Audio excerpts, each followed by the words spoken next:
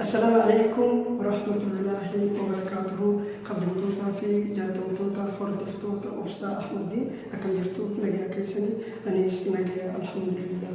إيجا خردفتوتا كي يجدو كنا إسنر بديتين تر سبب نيس ومن كي يبيا كيسا شرديناتي كأفي لفسان الرا بكتني ركو الدردار رجل يرو ومن كي حالا lubbuu fi qabeenya isaanii itti dhabanii rakkachaa jiran kanatti xiqqoo waa'ee mobaayilii teknoolojii kana isin barsiisuun xiqqoo natti ulfaate uummata keenya kan biyya keessaa rakkachaa jiraniif yoo sagalee taanee irra gaariidha. Dhimma uummata keenyaas yoo dubbanne irra gaariidha waan jiruuf jidduutti isinirraa adda kuteetiin ture kunoo arraas bifa haaraan walitti deebineeti jira. Arraan tanaa barumsa haaraa hedduu isin gammachiisu hedduu isinitti tolu tokkoon qabadhee isiniif dhiyaadha. Hordoftoonni amantaa musliimaa baga rabbii ji'a araaramaa fi ji'a kabajamaa kanaan isin gahe. Ji'a addeellee maraanuu milkii gurguddoo itti gonfannu nuuf haa taasisu isiniin jecha barumsa keenya kan guyyaa arraan tanaatti isin dabarsu. Egaa hordoftootaan kiyya jidduu kana waa'ee mobaayilaa keessan kaardii mobaayilaa keessan keessaa qabdan haala warra Oromiyaa jiruuf karaa salphaadhaan itti ergitaniif beeksisa tokko fuula feesbuuka kiyyaatiin isiniif maxxanseetiin jira. Beeksisniinis kan akkana jedhu ture. Guyyoota dhiyoo keessatti haala maatii keessaniif kaardii herreega rasiida biyyoota alaa irraa Oromiyaatti itti guutaniif viidiyoodhaan isiniif dhiyeessaa jedheetiin ture. Innis kun kana ture namoonni hedduun waan kanarratti yaada kennatanii turan. Namni kun maal jedhaa? Walloo Baatii eree carraan kun akkaan nu dabbare nuuf ibsamee. Namni maqaan Fayyisaa Naasir jedhu maal jedhaa? Warri ergaan kun erga jalqabee tureera jettan dhaabbadhaa achumatti. Kan Suudii yoo jalqabe waanuma biyya hundaa jalqabee isinitti fakkaatinna laata. Yoo akkasitti yaaddu dogongortaniittu. Kanaaf kan biyyoota eeggachaa jirraa nuu jabaadhu si eeggannaa dhiiroo. Egaa hordoftootaan kiyya akkuma argaa jirtan waan kana namoonni hedduun itti gammadanii jiran, namoonni hedduun jaalatanii jiran. Akkaan waan kana isinitti argisiisu, akkaan waan kana isin barsiisu namoonni hedduun karaa keessaatiin komentii irratti namoonni qaamaanis na argan waan kana irratti hedduu na gaafachaa jiran. Wanni kun waan hedduu nama gammachiisu, waan hedduu namatti tolu. Maaliif akkuma beekamu yeroo ammaan tana biyya keessa intarneetni hedduu rakkisaadha. Keessattuu warri biyyaa kaardii guuttachuun hedduu isaan rakkisa. Maaliif mootummaan biyya sanii intarneeta gama hundaan waan ugguranii jiraniif intarneeta akka keenyaatti intarneeta firii waan arganneef hedduu ulfaata. Kanaaf wantoonni akkanaa kun isaanitti hedduu toluu danda'a. Kanaaf warroonni biyya alaa kana keessa jirtan biyyoota Arabaa, Awurooppaa akkasumas Ameerikaa biyyoota alaa kana isteeta garagaraa warroonni jiraatan akka waan kana maatii keessan, hiriyoota keessan akkasumas namoota jaalattan waan kanaan akka gargaartan asumaan dhaamsa isiniif dabarsa. Wanti kuni asirratti isiniif barreesseen ture hubachiisa. Rasiida yookaan balaansii erguun kuni biyyoota alaa hunda keessatti ni hojjeta. Biyyoota alaa hunda keessatti rasiida balaansii keessan gara Oromiyaatti erguun ni danda'ama. Isin jedheen ture akkaataa itti danda'amuu fi haala isaa amma kan isin barsiisu ta'a. Egaa hanga xumura sagantaa kiyyaatti na waliin turaan afeerraan kiyya obsaa Teknoo.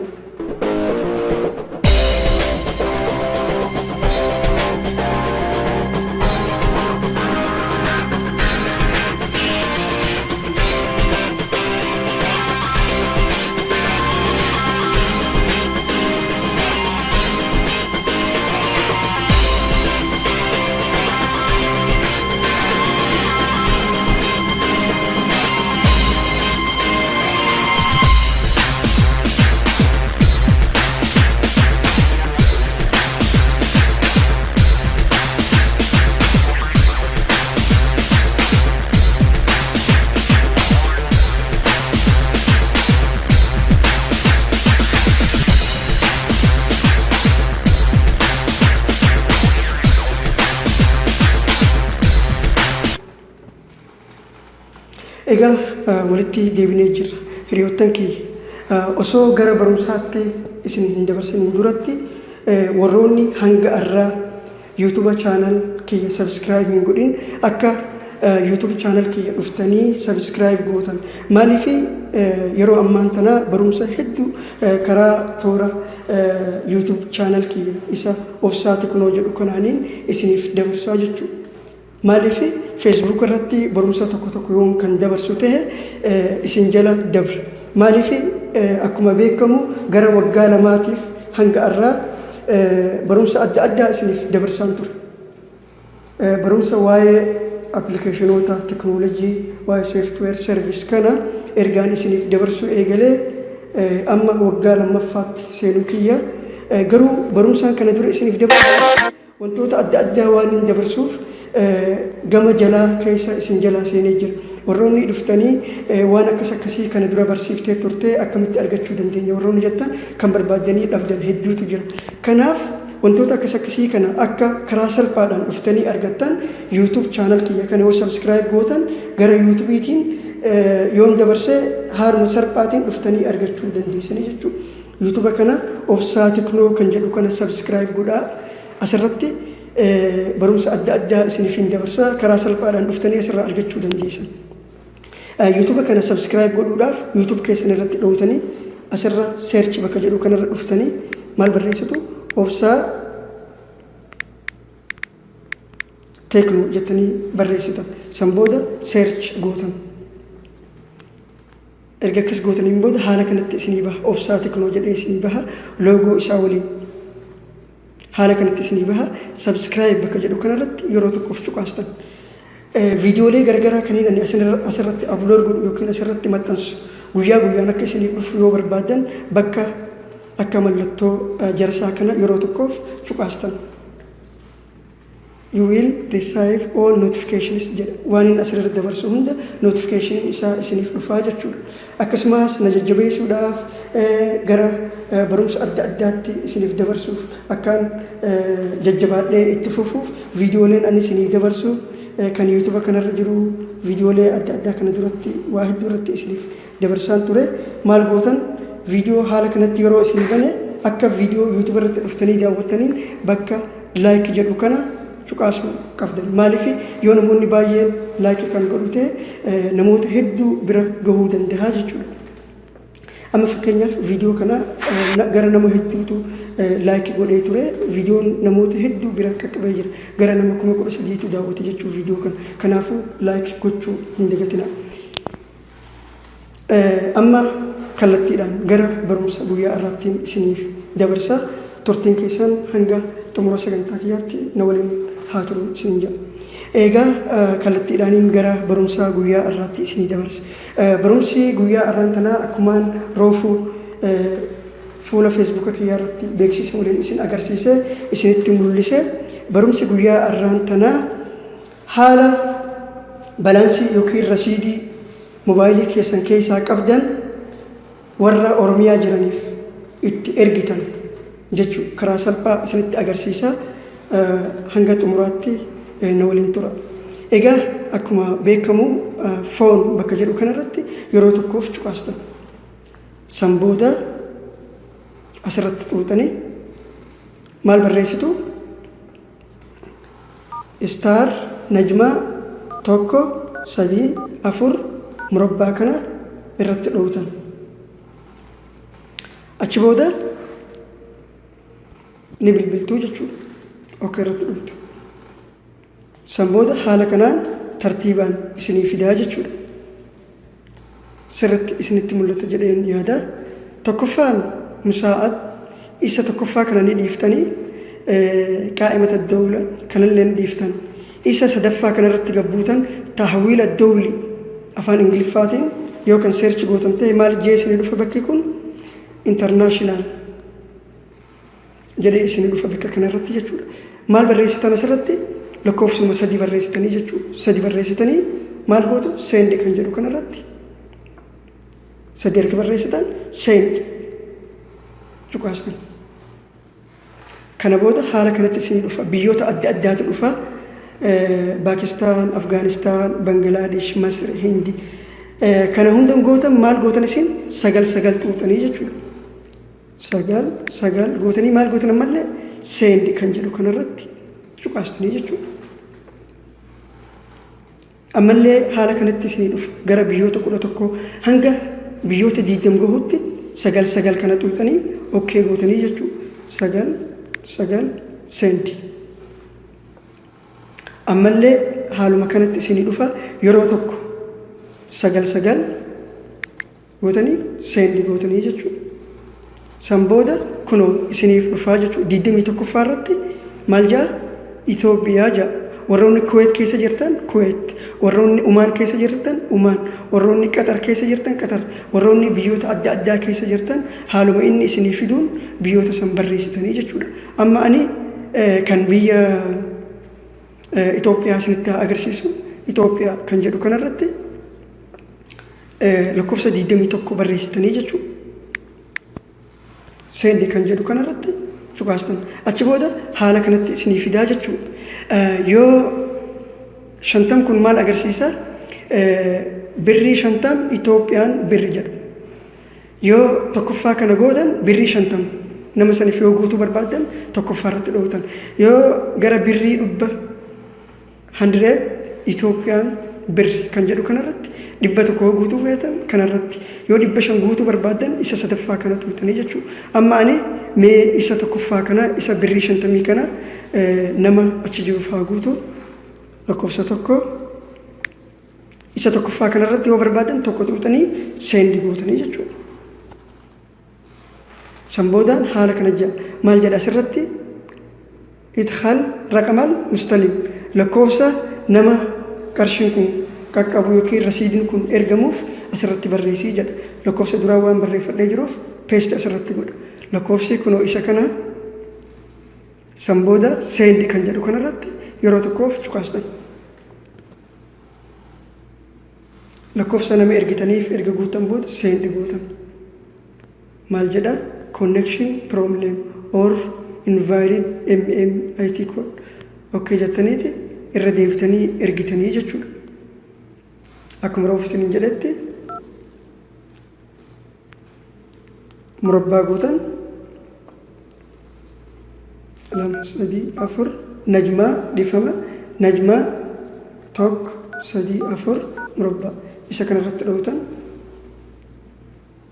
yoo konnekshiiniin keessa rakkoo qabaate hin ergamu jechuudha. San booda maal gootan sadaffaa irratti dhootan. San booda maal gootan sagal gootanii jechuudha hanga Itoophiyaan isinii bahu. Ammallee sagal yeroo tokkoof. San booda 21ffaa Itoophiyaa isa jedhu kanarratti isa 21ffaa Itoophiyaa isa jedhu kanarratti maal gootan lakkoofsa 21 barreessitanii seendi gootanii jechuudha. San booda lakkoofsa tokkoffaa kanarratti dhooytanii jechuudha. San booda maal gootan idkhal raqamal mustalim isa jedhu kanarratti dhooytan. Lakkoofsa nama sanii itti guutanii jechuudha. Kana boodaan kunooti maal jedha satiqoom bi'irsaal 15 bir raqama lakkoofsa kanatti rasiida hangana erguuf deemtaa qarshii 11 biyya Saudi Arabiyaa sirraa murraa jechaa jira. Satiqoom bi'irsaal lirraqam seeqsam 11 min rasiidak baalaansii kee yookiin rasiida keetirraa riyaala 11tu muramaa kanaaf 9 tuqii jedha. Eeyyee haa kutatu 9 gootanii san booda seendi kan jedhu kanarratti dhooytan. Achi booda maal jaa hal tawajjad ijraa tahwiil waan ergitu qabdaa sin jedha tokko irratti dhooyteeti na'am kan jedhu kana lakkoofsa tokko tuqteeti lakkoofsa tokko tuqxanii na'am isa jedhu kana achi booda seendi gootan. Jaarii tanfiiz amaliyya ergaa jiraa eeggadhaa sin jedha. Achi booda maal gootan kan duwwaa kana barreessitanii seendi gootan ammallee.